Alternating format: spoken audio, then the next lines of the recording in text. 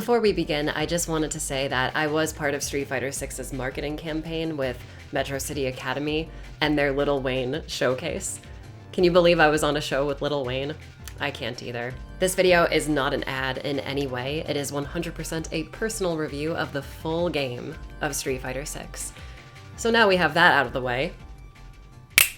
Bonjour, mon amour. The video game that introduced me to video games was Street Fighter 2 on Super Nintendo. Arguably the title that started my obsession with Capcom.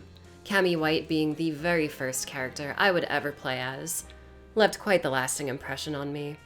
I may own a gigantic statue of her Killer Bee persona, and her sister, Decapre.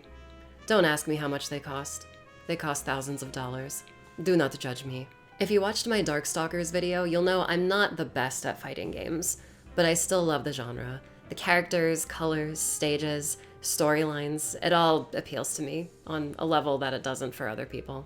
SF2, Street Fighter Alpha, Darkstalkers, Rival Schools, just a few titles that I've sunken ungodly amounts of time into. I've always wanted to support the genre because I feel it's such a unique way we engage with video games. One-on-one battles that determine fate itself. I've always wanted to see fighting games succeed on a larger scale, but by their very nature, most fighters can come off very complex and hard to get into. That is until now. Street Fighter 6 might be the perfect entry point to this series and genre. Today we'll be exploring all of its various modes of play, from 1v1 arcade and online modes to its vast single-player World Tour experience. Street Fighter 6.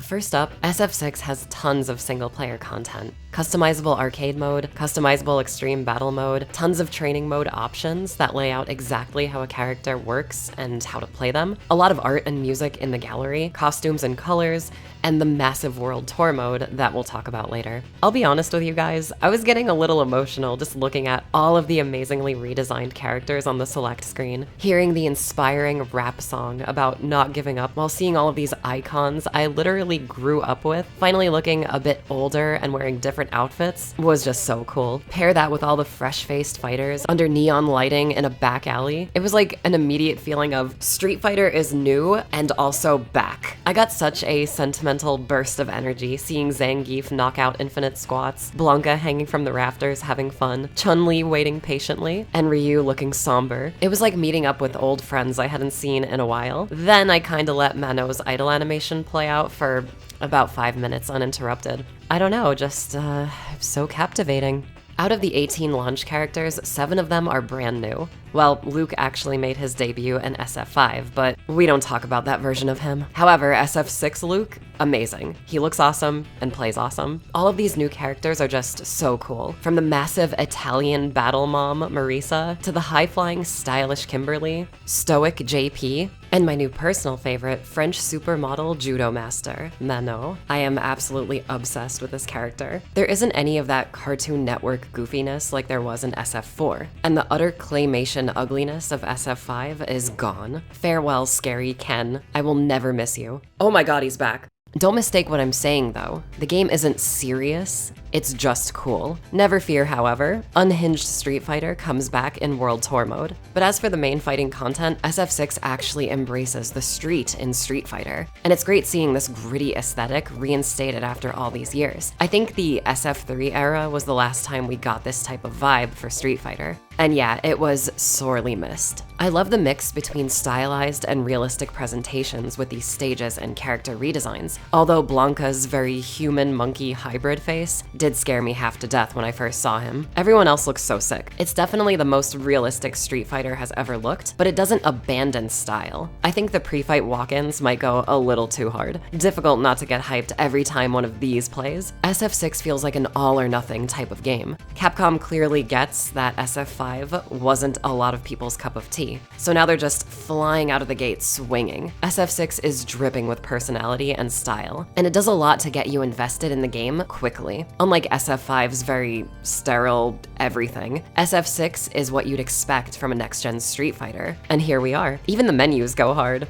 Aesthetics aside, the game presents players with a few different ways to play. Classic controls bring back 3 punches and kicks, fireball, uppercut, and charge inputs, and a handful of target combos for each character. Classic still has that signature loose but responsive feel Street Fighter nailed back in the alpha days. That familiar sense of freedom to experiment and create your own combos is alive and well, with tons of small adjustments and changes to the minutia of gameplay. As a Cammy main, it was mind-blowing finding out I could jump out of heavy kick and then do a cannon strike. And oh my god, this thing that I came up with? So hype. A lot of the new characters like Luke and Marisa have a few target combos accompanying their specials and flashy super arts that make playing the game for a newcomer way more approachable. SF6's combat team seem to have finally realized that to a new player, pressing buttons and seeing something cool happen is how you hook in the newbies. Speaking of that in particular, the new modern controls are actually pretty great. The first time I used modern, I thought to myself, oh, this feels like I'm playing a different genre of game. Like, it's still a fighting game, but some of the more obtuse design of classic Street Fighter is omitted here. Special attacks like fireballs and uppercuts are directional-based single inputs now. There are light, medium, and heavy attack buttons that throw out normal punches and kicks, but holding down the assist button and pressing one of the 3 attacks throws out a preset combo. These combos use both your super meter and drive gauge. Modern isn't just easy automatic where mashing buttons wins the round in 2 seconds. You actually have to use these new buttons and directional inputs effectively to be successful. Each character has their own modern move list too. There are downsides to modern, like not having access to all of your normals and special attacks. For example, modern Mano only gets the light version of her dégagé that slides in low, not the medium or heavy versions that hit higher and are a demonic overhead. There's also a damage debuff on modern. With a more accessible control scheme like this, it's a no-brainer that these hurdles are here to balance everything out. Regardless, I think Capcom's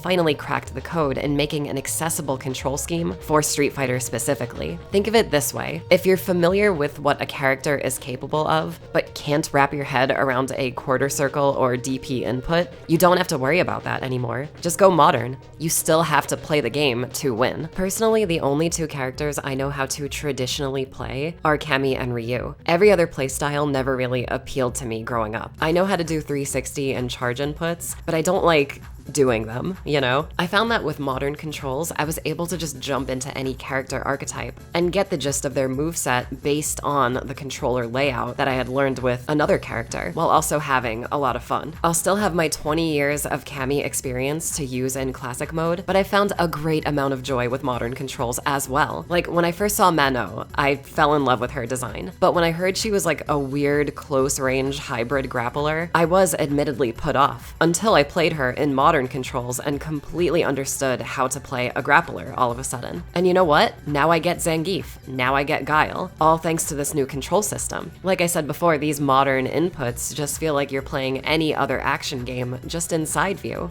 What do you do in Devil May Cry? You press buttons at the right time and the attacks come out. You build up a meter, press a special button, super attack comes out. It's the same thing. I believe I heard some pro players were even going to play specific characters in modern, which is super cool and should go to show you how viable this control method really is. Something else that feels like it was designed for newcomers but can be a real killer in the hands of a pro player is the drive system. So under your life bar is this new gauge. Special actions like drive parry, drive impact, drive rushes, and overdrives drain this gauge. Drive impact is a lot like a focus attack from SF4, a smash hit that eats up incoming damage, but can also be countered by a strong offense or incoming drive impact. Drive parry is almost unbeatable. As long as you're holding this button, nothing's hitting you.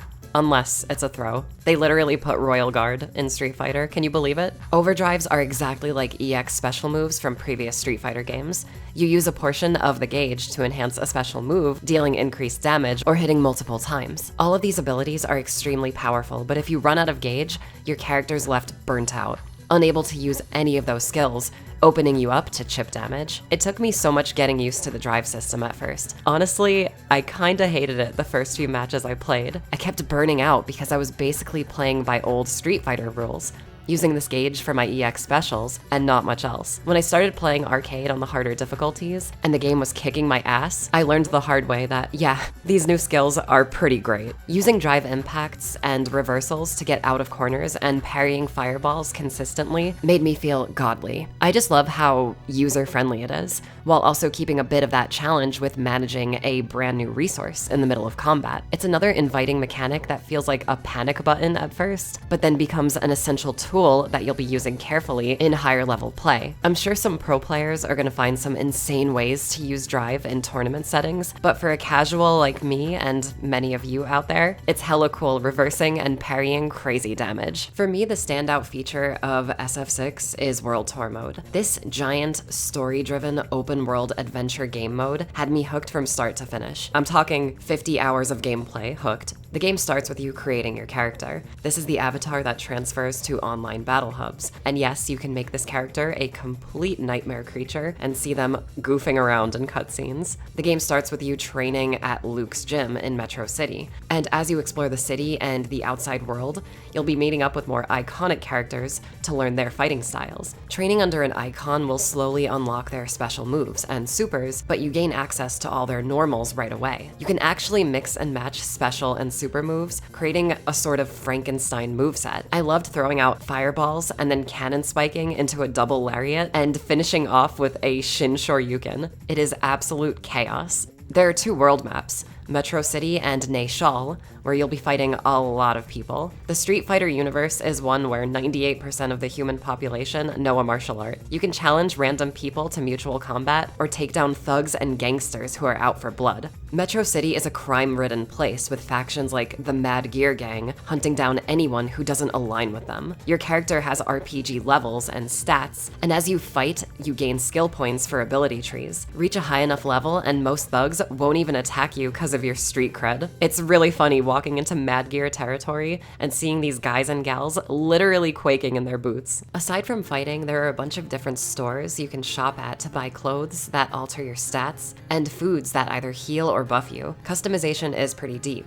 allowing you to basically dress however you want with the game's transmog system. During fights, you can even pause the game and heal yourself with food, which, like I mentioned earlier, is another thing that makes SF6's single-player game mode feel like a different genre of game, just with 2D fighting as its combat system. Fighting and shopping aren't the only things you do on your adventure. Side quests and part-time jobs litter the streets. The side quests are most of the time silly. This is where Capcom reserved its cartoony goofball side. A lot of what you'll be doing is basic RPG stuff, like gathering a certain amount of items or smashing barrels to get a fetch quest key. But the framing device of Street Fighter insanity is what makes all of what you do fun. The part-time jobs are mini-games that all teach you how to do Street Fighter things. I was blown away having to do charge inputs at the chopping minigame. It's such a fun and easily understandable method in getting the charge motion down. The basketball minigame teaches you how to drive parry, and the pizza job is all about nailing unique and special move inputs. The craziest gamified mechanic is the pressure time state. This is literally teaching you how to punish whiffed attacks.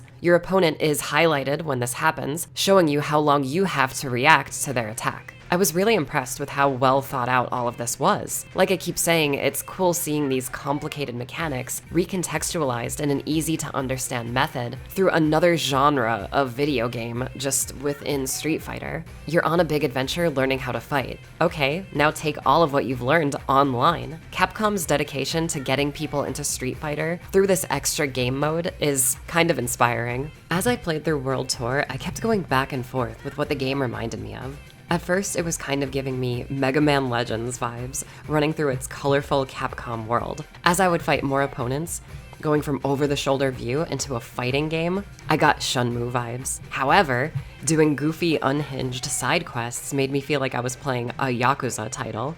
But what Capcom is actually doing is giving us a brand new final fight. Takes place in Metro City. You play as a fresh-faced fighter. Some of the legends are here, and there are even full-on side-scrolling train battles. The original Final Fight game is even playable on arcades that you can find around town. As a Capcom superfan, it was so much fun picking up on all of the subtleties and Easter eggs hidden around the world. One thing I never really put a lot of stock into was the world of Street Fighter.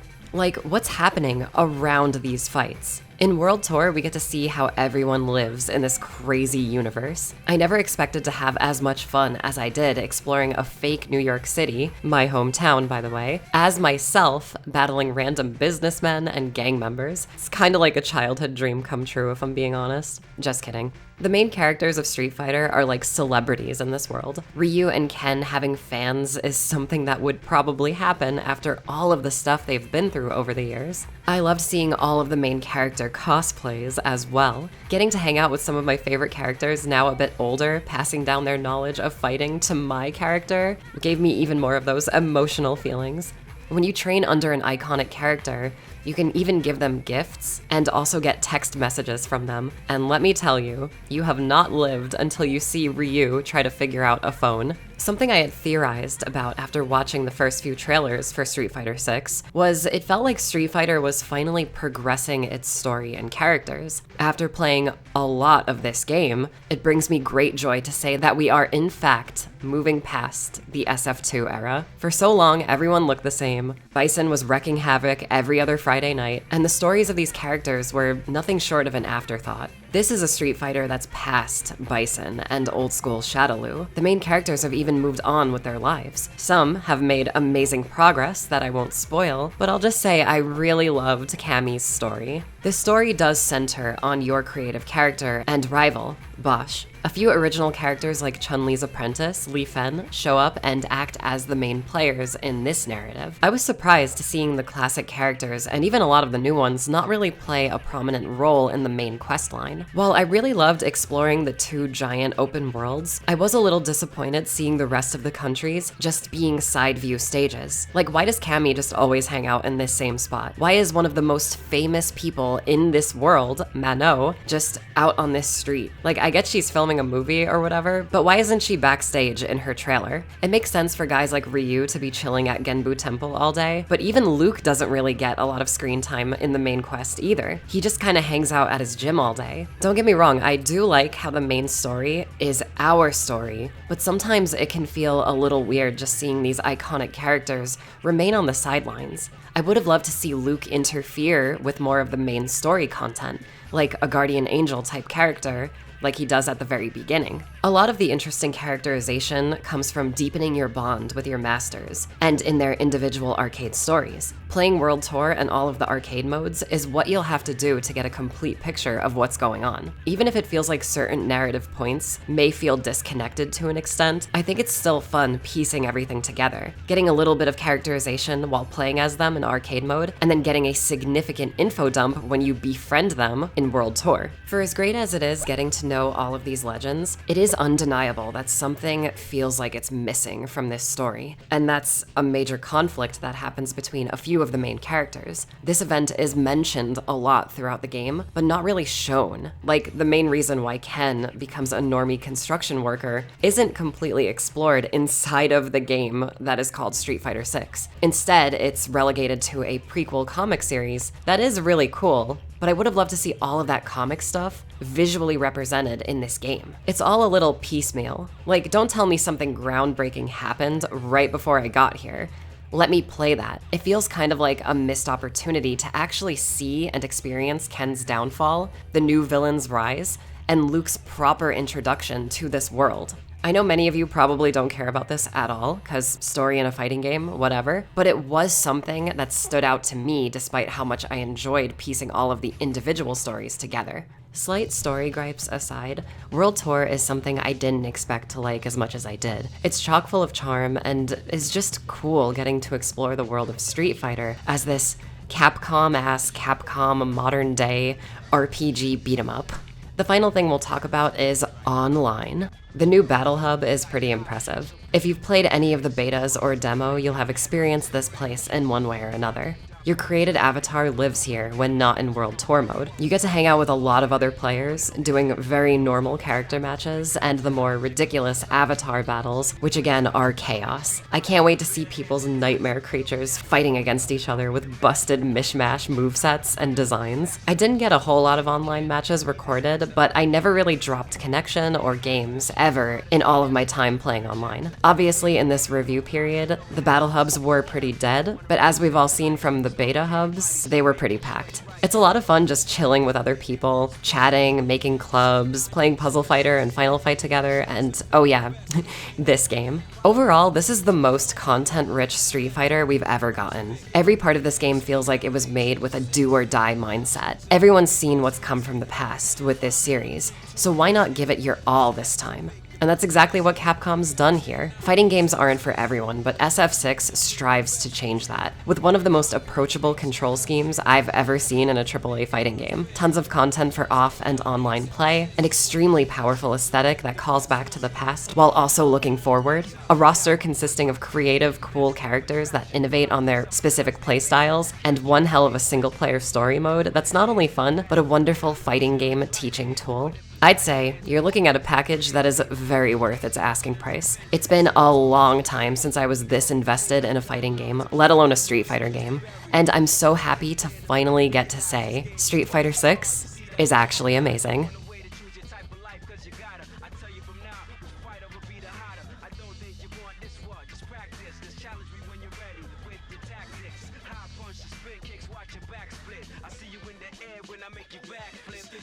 Select to make your first pick. 10, 9, 8, 7, 6.